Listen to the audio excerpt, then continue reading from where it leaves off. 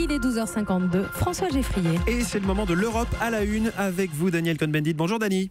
Bonjour François. Alors aujourd'hui nous allons dans un petit pays situé entre la Pologne et la Russie. Il s'agit de la Lituanie et vous nous en parlez parce que là-bas une journaliste est victime d'un cas de censure assez extrême.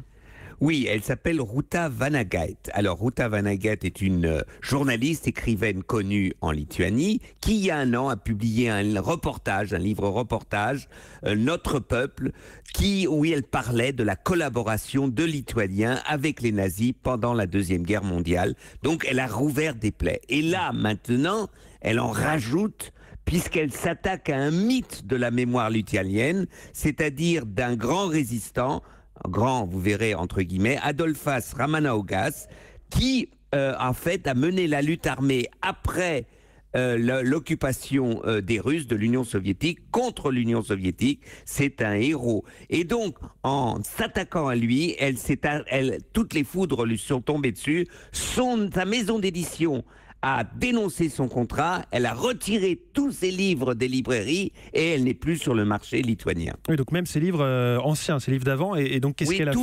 Tous ses livres. Qu'est-ce qu'il lui reproche exactement?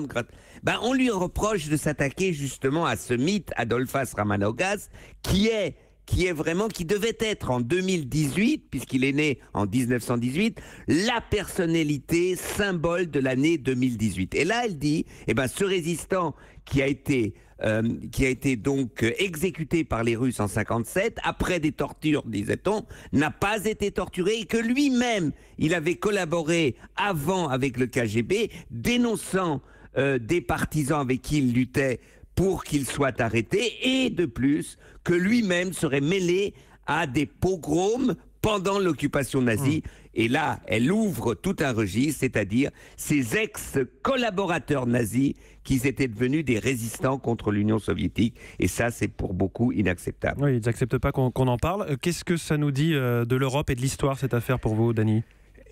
Qu'on est loin d'une compréhension commune de l'histoire de l'Europe. C'est ça le grand problème de l'histoire. C'est-à-dire que vous voyez maintenant qu'en Europe, les interprétations de l'histoire des totalitarismes historiques, c'est-à-dire le nazisme et le communisme, de pays en pays, ce n'est pas encore la même interprétation. Il va falloir travailler et que les historiens européens se mettent à travailler en commun. Merci beaucoup, Dani Cohn-Bendit. Grâce à vous, on a découvert un peu mieux la Lituanie. Merci, Dani, et bon week-end. Europe 1.